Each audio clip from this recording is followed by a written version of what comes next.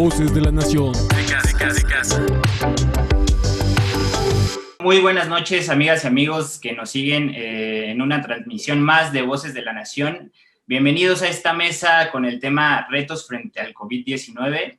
Es para mí un honor poder presentarles a nuestros invitados de lujo de esta noche, de esta tarde, el diputado Héctor Jaime Ramírez Barba, quien es secretario de la Comisión de Salud e integrante de la Comisión de Seguridad Social. Bienvenido, diputado.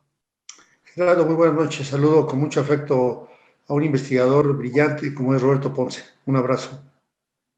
Y bueno, como ya mencionó el diputado, también es un honor para mí presentarles a Roberto Ponce López, quien es profesor e investigador de la Escuela de Gobierno y Transformación Pública del Tecnológico de Monterrey desde el 2018 y es doctor por el Instituto de Tecnología de Massachusetts, el MIT, y además, desde comienzos de la pandemia del COVID-19, ha fungido como responsable técnico de la plataforma mexicovid19.com, un sistema de información para seguir y visualizar las cifras de contagios y decesos por coronavirus en México. Bienvenido, Roberto. Muchas gracias, Gerardo, gracias por la invitación. Y al contrario, el privilegio, el honor es mío de estar aquí con ustedes y con el doctor Héctor Jaime Ramírez. Pues muchas gracias y muy buenas tardes a todos. Hasta el día de hoy, amigas y amigos, 192 días de nueva normalidad. El día de ayer confirmaron 110,874 muertes en la conferencia vespertina. Y bueno, estamos ante un gobierno que no le gusta escuchar, que no le gusta hacer las cosas bien. En lo personal, yo le diría, amigos y amigas, que hay que abrazarnos. Se ha convertido en la frase más aniquiladora en estos últimos años. Y bueno, para empezar la ronda de preguntas, doctor Héctor Jaime, estamos por terminar este año y seguimos con un aumento en el número de contagios. ¿Cómo puede definir la estrategia sanitaria de este gobierno federal en este año, en lo que va de la pandemia? Mira, me parece que el manejo de la pandemia ha sido errático y quizás baste un solo elemento de hechos. Allá por abril comentaban que el escenario era 6,000 fallecimientos por COVID, que estaba todo controlado. Después, que el escenario más catastrófico ser 60,000.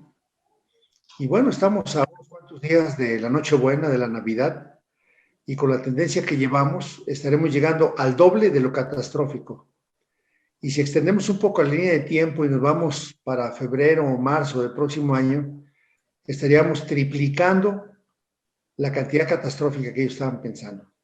Con esto lo que te puedo decir es que cuando un gobierno no hace un buen plan de preparación y respuesta a la pandemia, no se reconocen las deficiencias que se han tenido, no se aprende de las experiencias exitosas que hay en el extranjero, porque además hoy está con estas tecnologías de la información con las que se transmite Voces de la Nación, podemos saber hoy la nueva innovación que está ocurriendo en cualquier parte del mundo, porque hoy se transmite por redes sociales, por medios de comunicación, y es fácil saberlo. Este gobierno ha sido sordo, ha sido puras decisiones políticas más que técnicas, y bueno, el manejo de la pandemia ha sido el que te acabo de señalar, muy malo, pero se podría corregir porque simplemente con que el presidente de la República asumiera una medida que hoy sigue siendo la mejor, más que la vacuna incluso, porque esa no la tenemos, como es el uso del cubrebocas. Ya don Roberto Ponce con sus proyecciones te podrá decir incluso cuántas muertes se podrían evitar en los próximos días y meses, y sin embargo el presidente y sus principales alumnos como el diputado Fernández Noroña siguen sin utilizar, poniendo el pretexto de que no es una medida muy efectiva, bueno, que nos digan una mejor. O sea, sí, es correcto, no es una muy efectiva, es la mejor conocida en este momento.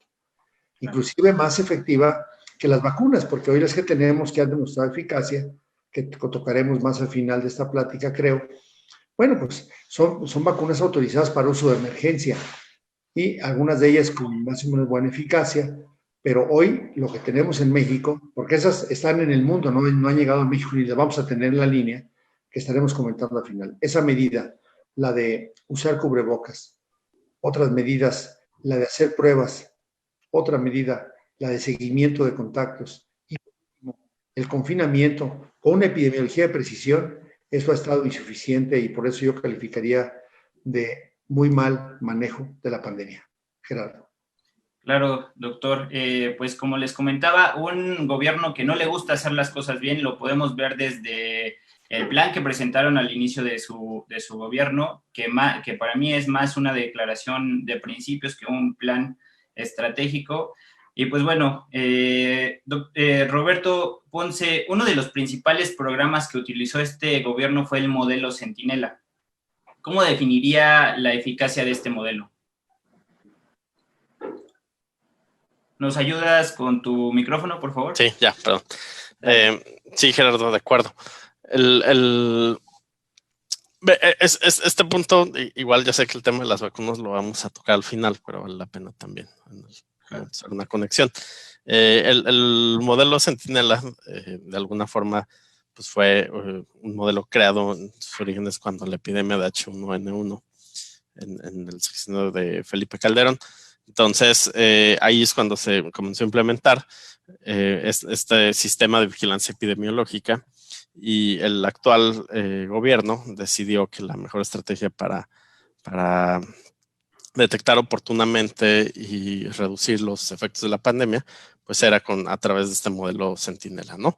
En los inicios, la base de datos que se reportaba diariamente de contagios del INDRE, bueno, que se sigue reportando, pero en sus inicios eran exclusivamente de las clínicas que pertenecían a esta red epidemiológica. Entonces, tengo entendido que eran clínicas de IMSS de tercer nivel y también hospitales de la Secretaría de Salud repartidos en el territorio nacional.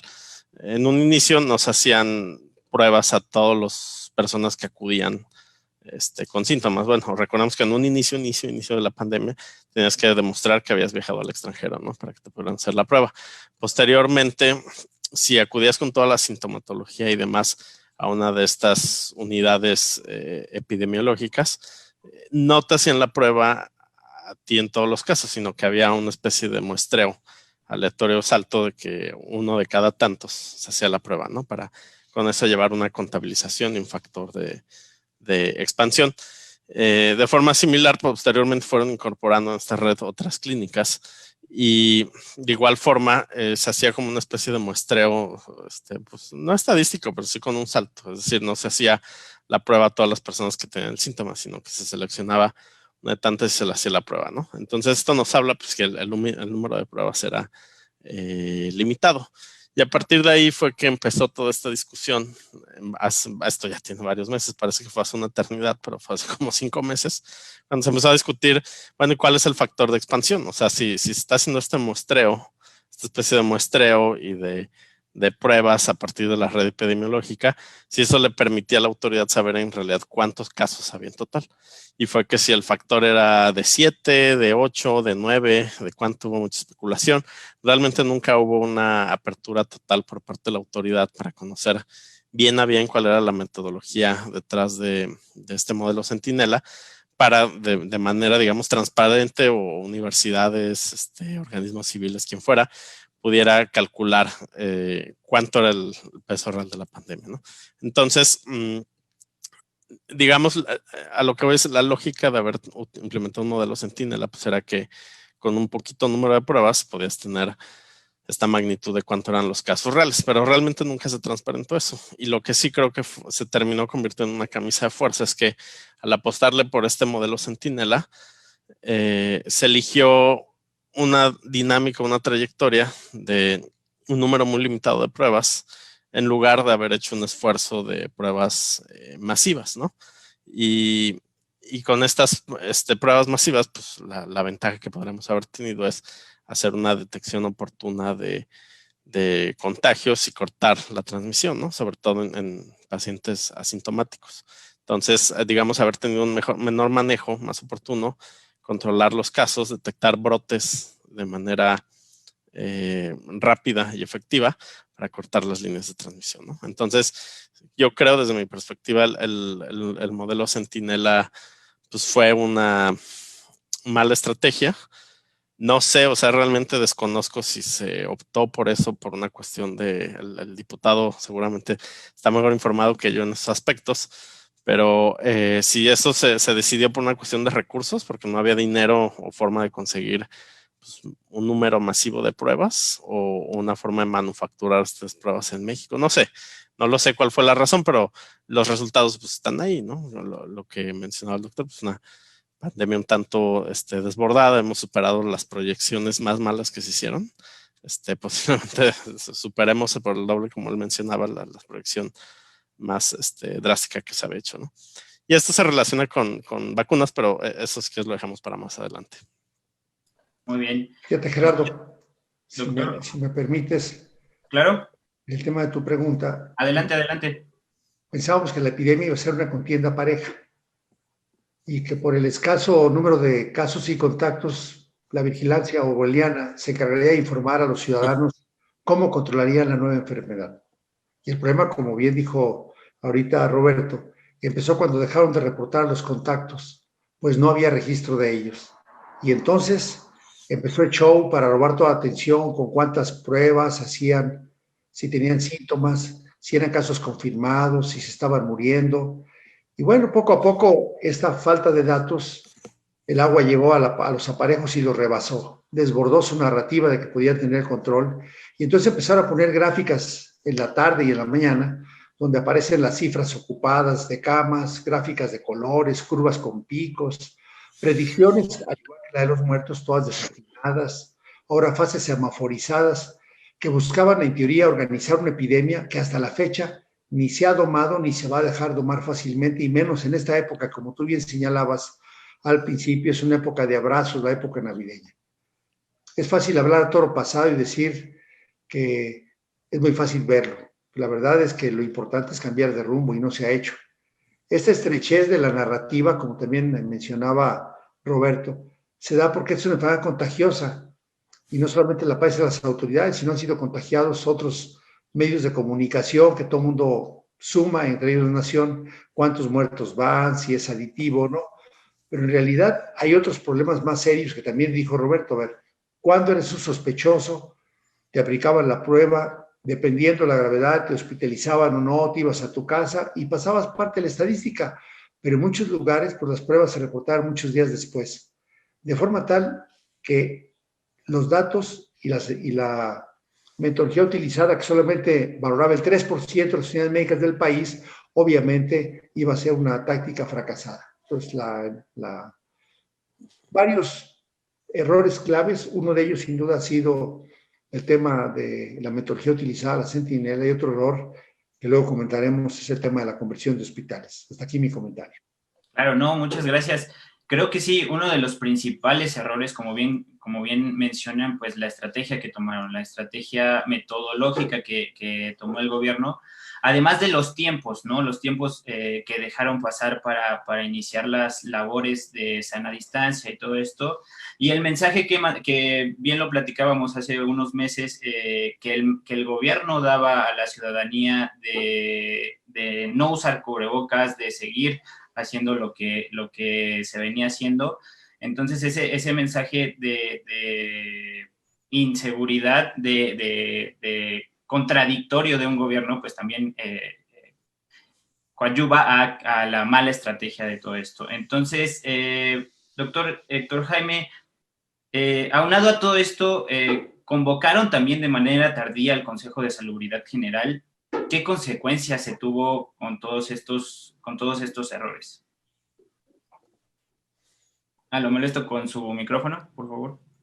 Sí, cuando tú subestimas una pandemia diciendo que era algo muy simple, cuando lo subestimas y no tienes un plan, insisto, de preparación y de respuesta, como no lo hubo, pues obviamente se empezaron a desbordar las pasiones y gracias a esta gran capacidad de locución que tiene el subsecretario López-Gatell, pues llamó la atención del presidente, fue nombrado subsecretario y vocero, y entonces él empezó a robar todas las cámaras, obviamente desplazando al propio secretario de Salud, que ha sido, como mis flores de atrás, un florero puesto en el escenario, que lo sientan cuando se ocupa que esté, pero no toma decisiones. Y el secretario de Salud, Alcocer, que es el presidente del Consejo de Salud General, también fue rebasado. Tan fue rebasado que el Consejo sesionó por presión, el PAN estuvo presionando, presentamos puntos de acuerdo, llamábamos la atención de que no había un plan de preparación y de respuesta, y López-Gatell dice que no era necesario. Bueno, un solo hecho basta documentarlo. El 11 de marzo, la Organización Mundial de la Salud declaró a la infección por el SARS-CoV-2 que da la enfermedad llamada hoy COVID-19 una pandemia. Bueno, pasaron todavía 12 días para que el gobierno mexicano la declarara una enfermedad grave. Pues con esto, ¿qué te puedo decir? Se ha reunido 4 veces, en teoría está en sesión permanente, en la práctica no ha sesionado. Se ha reunido 4 veces para firmarle cheques en blanco al subsecretario López-Gatell, pues que el que mucho abarca poco a poco aprieta, no tenía ni presupuesto y de repente se convierte en un star, en una estrella de show de televisión, concediéndole todos los efectos benéficos al presidente. Y bueno, por eso nosotros también hemos denunciado al José, ¿ves? Porque cuando el presidente dijo que se abrazaran, él debió haber dicho, oiga, no se deben de abrazar, presidente. Hombre, no pasa nada, con esta medallita se van a curar. Pues él debió haber dicho, no se deben de curar. Cuando López-Gatell le dice al presidente que no use cubrebocas, el secretario debe decir, debe usar cubrebocas, hay bastante evidencia. Bueno, pues con eso te puedo decir que el Consejo a la fecha sigue siendo, al igual que esas plantitas de atrás, una institución de ornato.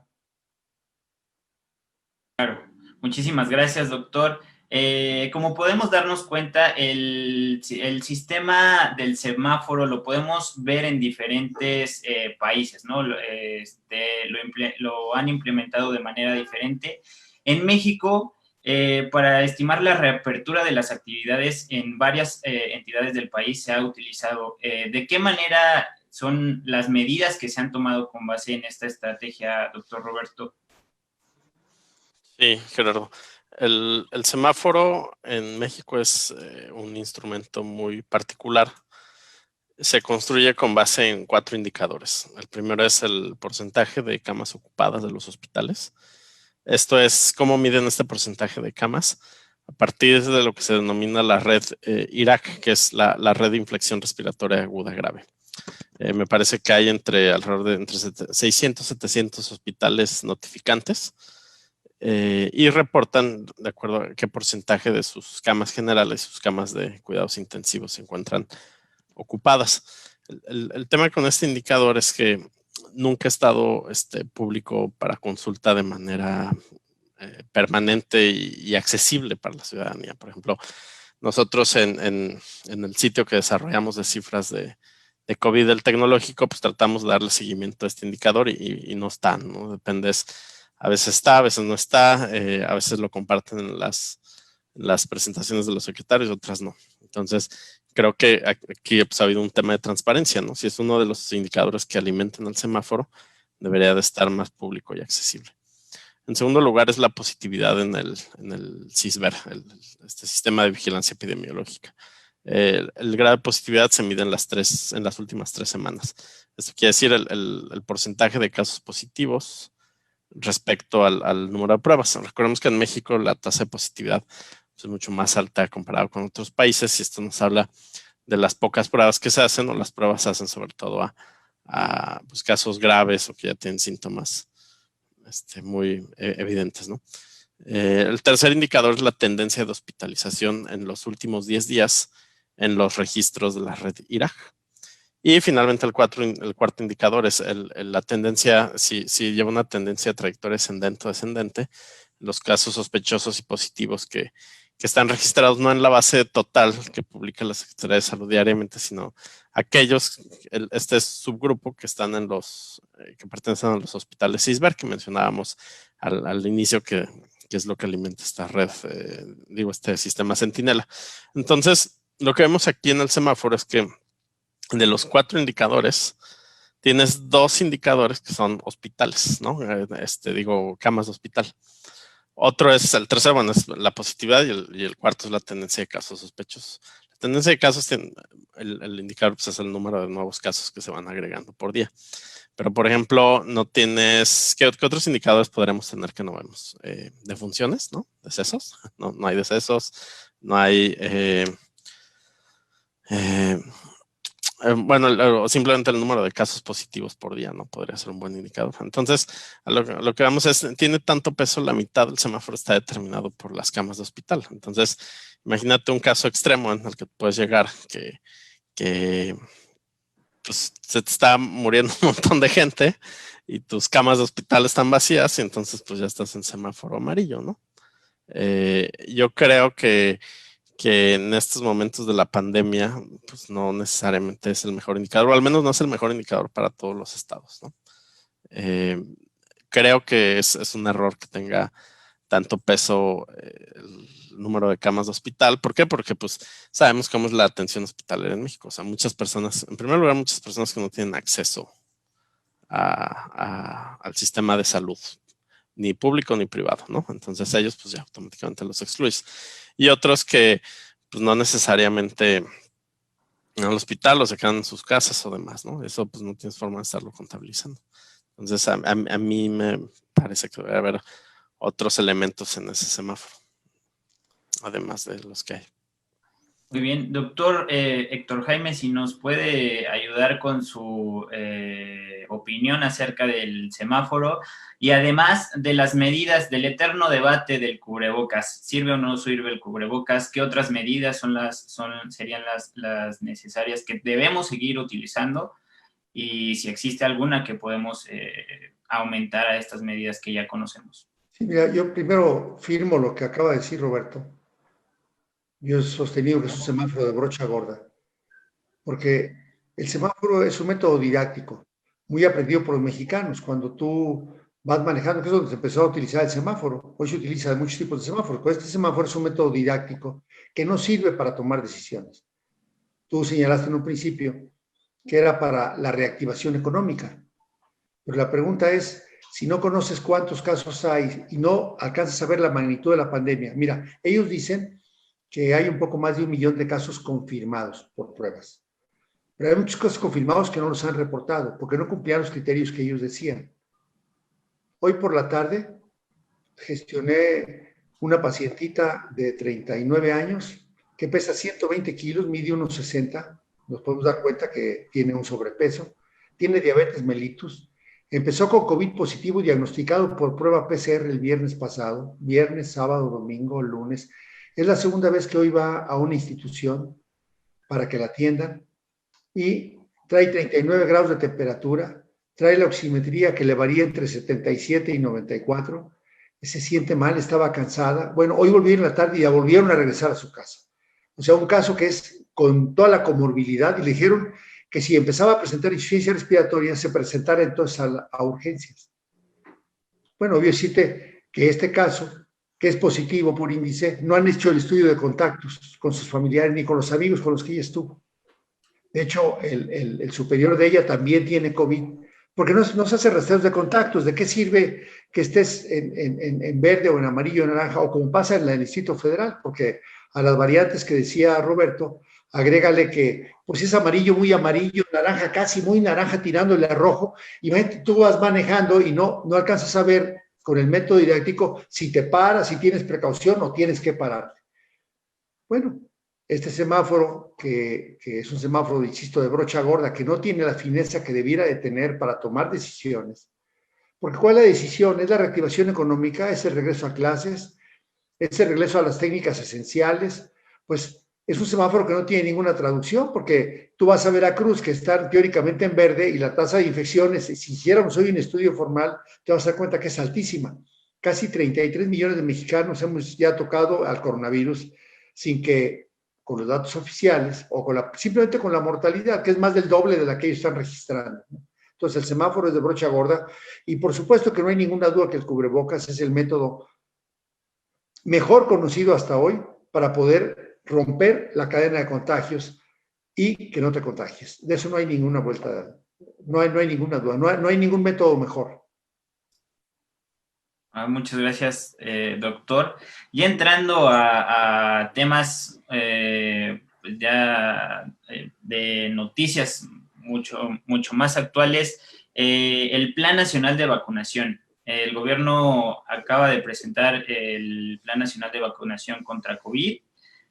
¿Cuál es el análisis de este Plan Nacional de Vacunación, doctor Roberto?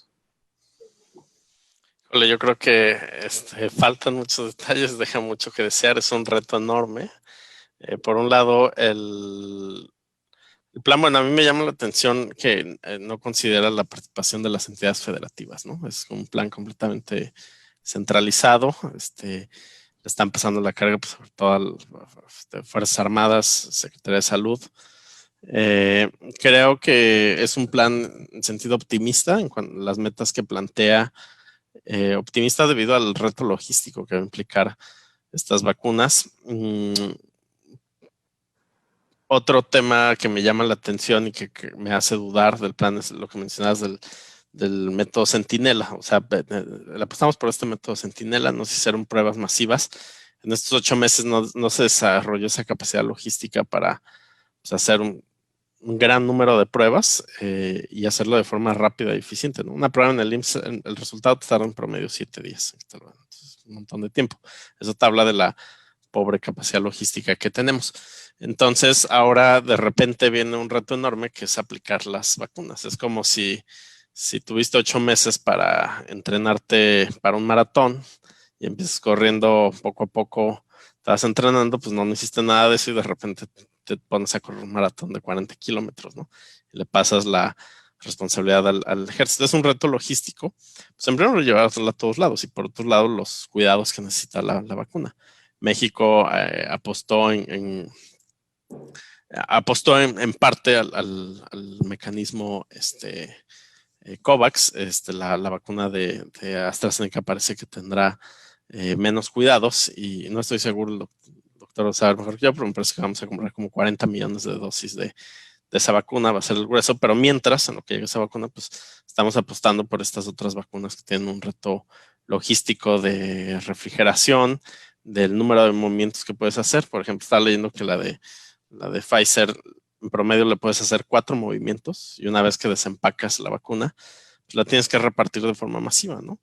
En Inglaterra, por ejemplo, en Reino Unido, habían dicho que una prioridad iban a ser los ancianos en las residencias, en los asilos, y se encontraron que pues no, que mejor los iban a sacar y posiblemente les den la de AstraZeneca porque son tan poquitos distribuidos en los distintos asilos que pues, no hay forma logística de preservar la vacuna en esa refrigeración, llevar una de esas por acá, otra por allá y otra por allá, ¿no? Entonces no es lo más eficiente. Entonces, en Reino Unido, por ejemplo, lo que hemos visto es, sobre estos días han tenido que improvisar un montón de cosas. Aquí el plan que nos presentaron, pues es igual, carece de detalles, digo, fueron 18 diapositivas los que leímos. Es una visión desde arriba, pero pues faltan un montón de detalles. Entonces esos serían mis comentarios de entrada, como pues, llama la atención la poca participación de las entidades federativas. Es un reto logístico enorme, no creo que tengamos esa capacidad, va a tener que hacer mucha adaptación. También algo, por ejemplo, que a mí me llama la atención y la parte política es, estaba revisando las compras que hicieron los distintos países de América Latina de vacunas y el caso de México es interesante porque parece que sí diversificamos nuestra cartera, ¿no? Se van a adquirir un número de 4, 5, 6 diferentes tipos de vacunas, cada una con sus pros y contras, y son pocos países los que diversificaron tanto su compra. Entonces habla en cierta medida de algo que se hizo bien en ese rubro, en la adquisición de las vacunas, pero creo que en la implementación y ya la aplicación de esas vacunas pues es un reto enorme para el cual no estamos preparados y pues le están echando la bolita de alguna forma al ejército. Claro. Pues muchas gracias, doctor Roberto. Doctor Héctor Jaime, su comentario acerca del Plan Nacional de Vacunación. Mira, al igual que en el semáforo, me parece que la vacunación es algo muy absorbido por todos los mexicanos. De hecho, de los años 80 del siglo pasado, nuestro país alcanzó muy altas coberturas de vacunación y la gente sabe, hubo semanas nacionales de vacunación y México tenía uno de los esquemas de inmunización mejores de todo el mundo. Esto nos permitió, por ejemplo, erradicar la poliomielitis, eliminar la difteria, eliminar el tétano neonatal, controlar la tosferina, las paperas, hemaparotitis en medicina, la rubiola y el sarampión. El último caso de poliomielitis, para que veas, se presentó en México en 1990, quizás tú todavía no nacías, Gerardo. Y tras siglos de epidemias que costaban la vida a miles de personas, no ha muerto en este país ya una sola persona con sarampión. Entonces, el hecho que se anuncie una vacuna va a ser muy bien llegado por los mexicanos. Y esto tiene una trascendencia, como bien lo señala Roberto, política. Lo que presentó el presidente fue un plan político, no es un plan de vacunación. Es una broma lo que se presentó. Es una falta de respeto a la gente que se dedica a la política y que quisiera ser técnica. Por eso es que en el PAN pedimos que hubiera un SAR de la vacunación, para que no tuviera una orientación política, sino una orientación técnica. Pocas diapositivas, y te voy a decir, por ejemplo, en el documento que se intituló Vacunas hecho por la Secretaría de Relaciones Exteriores, en la diapositiva 7, por ejemplo, dice que con Pfizer-BioNTech tiene un porcentaje de efectividad del 95% y que el convenio se firmó por 35.5 millones de vacunas. En la diapositiva 8, en la que sigue, que habla ya de la Pfizer, dice que México firmó un convenio por 34.4 millones de vacunas. En una diapositiva ya se les perdió 1.1 millón de vacunas, Gerardo, Roberto. En el documento que presentaron, obviamente la opacidad ha sido absoluta. Cuando tú revisas las notas de prensa de lo que dijo ayer durante 2 horas y lo que dijeron hoy durante 2 horas, dicen que obviamente el presidente tuvo la visión de tener vacunas, que él llamó a la ONU y le hicieron caso, y entonces surgió la iniciativa COVAX, que materializa el pensamiento del presidente. Pues que son puras mentiras, porque un hecho, Estados Unidos firmó con Pfizer hace 4 meses por adquirir las vacunas y encargó millones de vacunas. México 4 meses después firmó para adquirir, en teoría, 35.5 o 34 millones de vacunas. E hicieron un trato político. Dicen además que ni siquiera fue labor del presidente, sino que fue su amigo Donald Trump el que le echó la mano con Pfizer como para decir, oye, vamos a decir que México inicia al igual que las demás potencias del mundo y aviéntanos por Adela 250,000 vacunas que sirve para vacunar a 125,000 personas. Y en lo que dijeron en la conferencia de prensa y en lo que dicen los medios hoy por la mañana, dice que en los siguientes meses van a llegar las vacunas. ¿Cuándo? Pues a lo mejor 1 millón en enero, a lo mejor 1 millón en febrero, y luego las demás a lo mejor para abril o para mayo o para junio. Porque cuando tú firmas un convenio de que contratas un servicio, pues debes de estar, como dice Roberto, con claridad cuándo te van a surtir para hacer tu planeación. Del resto de las vacunas solamente sabemos intenciones, que van a comprar 20 millones, 20% de la población, alrededor de 35 millones, dicen ellos en sus diapositivas, de todo un portafolio de vacunas COVAX. Y adquirieron, y no adquirieron, el compromiso lo hizo realmente la Fundación Carlos Slim de la Salud, para comprar 77 millones de AstraZeneca y para comprar de CanSino, que es una vacuna china. Bueno, vámonos por el último detalle, en lo que supuestamente presentaron su orden de prioridad. Y ese orden de prioridad es un absurdo como lo plantearon, porque lo plantean simplemente por edades, Gerardo.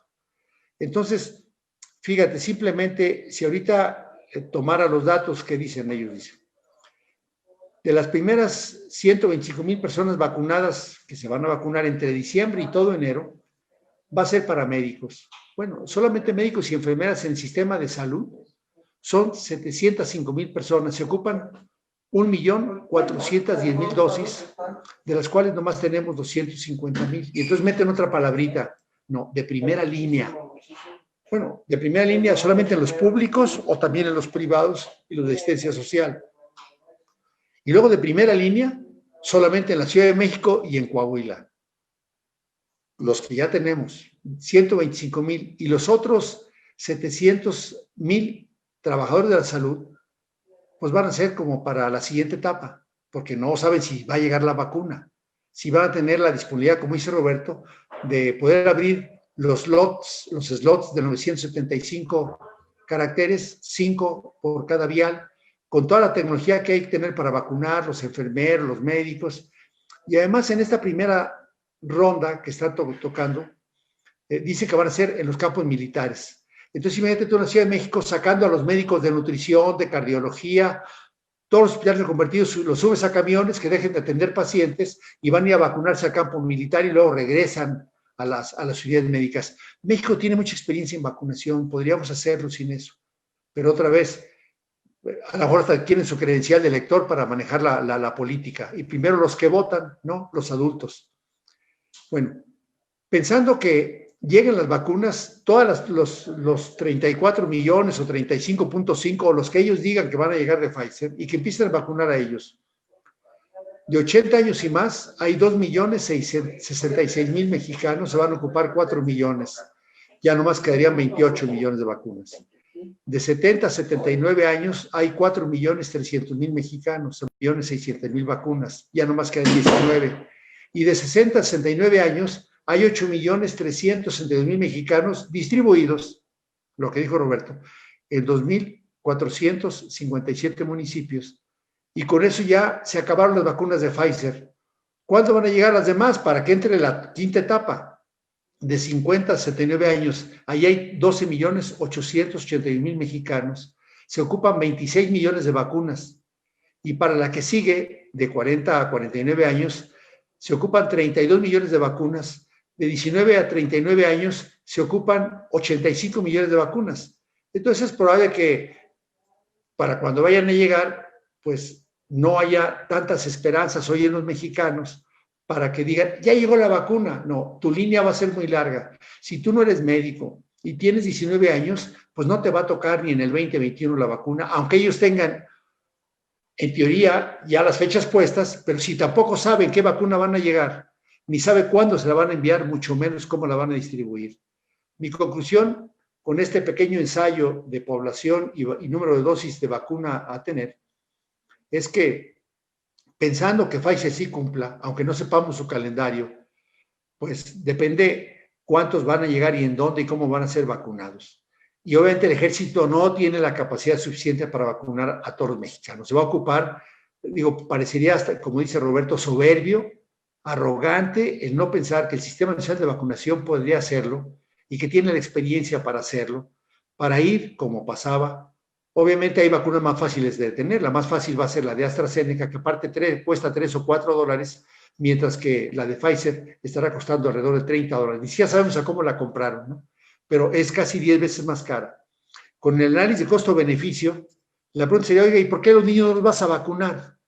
Bueno, hay una vacuna de Johnson & Johnson, que no está en la de COVAX, por ejemplo. Si llega, ¿en qué momento vamos a vacunar a nuestros niños? Y por último, por eso pedimos un SAR de vacunas. O sea, realmente esa es la estrategia, esa es la razonable para hacerlo. Si la función fuera para evitar muertes, ¿quién tendría más prioridad? ¿Alguien de 70 años que no tiene ninguna comorbilidad? ¿O esta pacientita que te comento yo que tiene 39 años, 128 kilos, diabetes, hipertensión, obesidad, y que ellos dicen que por eso se mueren?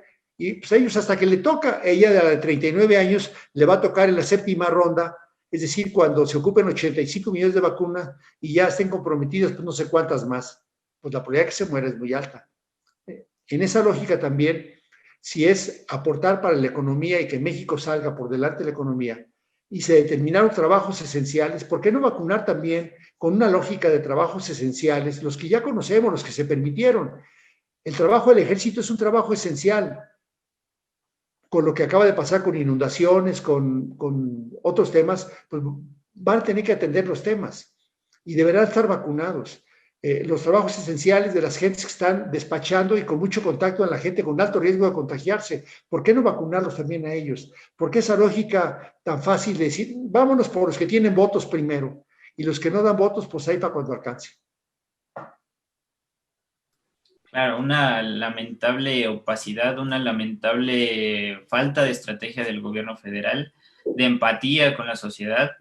Y pues bueno, ya finalmente, a manera de comentario final, ¿cuál sería para ustedes la exigencia que les deberíamos de hacer a nuestras autoridades, tanto locales como federales, puesto que la pandemia sigue y seguirá?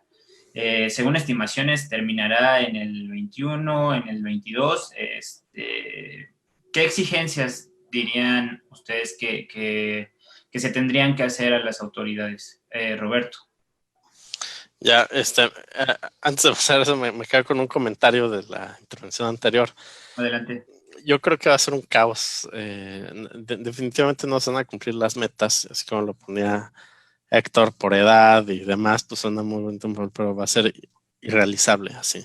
Entonces, Yo me imagino que dentro de un año, en diciembre del 2021, habrá una suficiente oferta de vacunas en el mundo y va a ser tanta la presión porque no se han cumplido las metas en México, en esta estrategia como está actualmente, que yo supongo que habrá un punto en que permitirán a privados, a empresas y a estados pues salir y adquirir la vacuna y empezar a aplicarla, ¿no? También, pues para acelerar el regreso económico y que pues, para lograr los trabajos con tranquilidad. Entonces, yo creo, igual conectando con tu pregunta de ahora, de qué podemos hacer los ciudadanos o qué se puede hacer en general, pues se deben de transparentar los presupuestos, las compras, cuándo van a llegar, a quién se lo va a dar primero y demás, todo eso. Pero pues igual, digo, yo creo que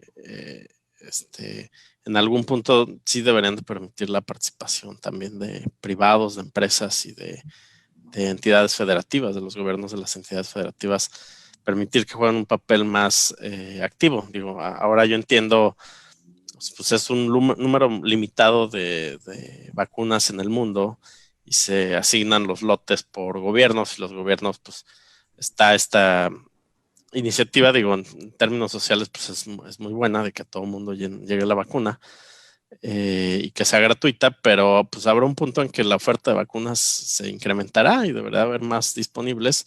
Y si alguien se vacuna, alguien dice, bueno, yo tengo el dinero para pagarme mi vacuna y la quiero comprar, pues al mismo tiempo también eso genera externalidades positivas, ¿no? Si yo me vacuno, pues es un bien a la sociedad porque ya dejo de transmitir el virus. Entonces yo creo que en algunos meses el gobierno federal pues debería de flexibilizar esa posición, ¿no? Y dejarse ayudar por otros actores de la sociedad.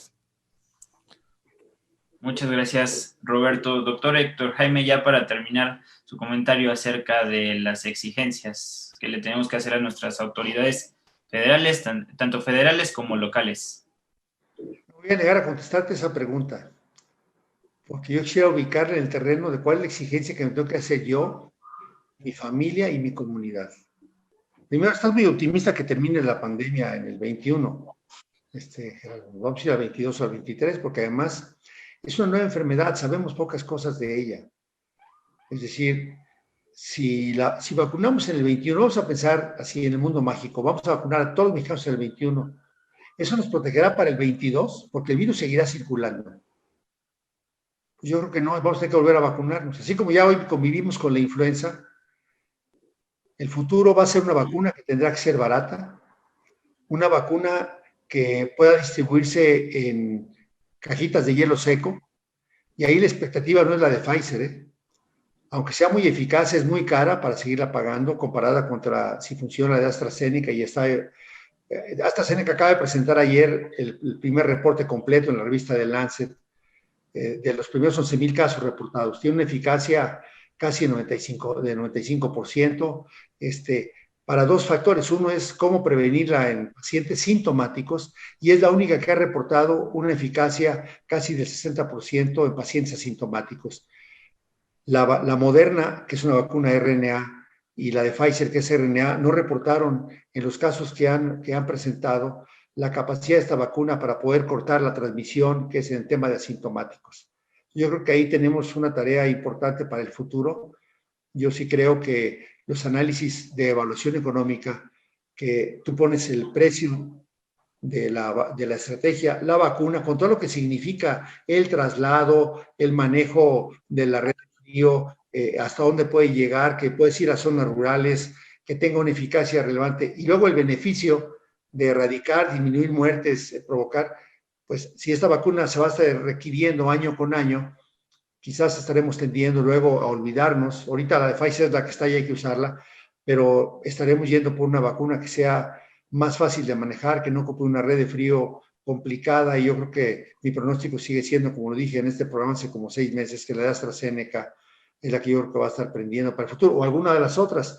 Y otra carrera que se está siguiendo por el lado es un medicamento que ya probó ser bueno en hurones, que es un modelo animal interesante que se transmite tanto la influenza como la infección por SARS-CoV-2 en los jóvenes, que es un antiviral que también podría ser muy útil. Y bueno, tener dos alternativas, una terapéutica que pueda reducir la replicación del virus de los seres humanos ya infectados, y por el otro la vacuna, yo sí creo que para el 22 o para el 23 ya será absorbido por todos nosotros el COVID como algo que está presentándose de manera común. Pero mientras tanto, mi llamado de atención, Gerardo, y con esto concluyo, debe ser al uso de cubrebocas, al cuidado en la familia, a la distancia social, al lavado de manos, a vacunarse contra la influenza y a vacunarse contra el resto de las enfermedades que están en la cartilla de vacunación y que están en la cartilla de salud de todos los mexicanos, Gerardo.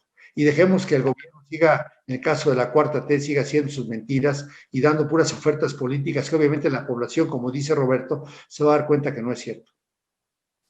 Muchas gracias, doctor. Pues como bien lo comenta, hay que cuidarnos, hay que cuidar a los demás. La pandemia sigue y seguirá, y pues hay que hacer lo que tengamos en nuestras manos para poder hacer que las consecuencias no sean tan graves como hasta ahora, ¿no? Y pues bueno, muchas gracias. Aquí terminamos el programa de hoy. Amigas y amigos, gracias por conectarse. Gracias a todos los que nos acompañaron en este programa acerca del COVID-19. Muchas gracias, doctor Héctor Jaime. Muchas gracias, doctor Roberto, por acompañarnos. Gracias a ustedes. Buenas tardes. Roberto, hasta luego. Gracias por la invitación. Hasta luego, doctor Héctor. Hasta luego, Gerardo. Muchas gracias. Hasta luego. Los invitamos a seguirnos en todas nuestras redes sociales, en Facebook, Twitter e Instagram, como Revista La Nación PAN. Y bueno, nos vemos pronto. Hasta luego.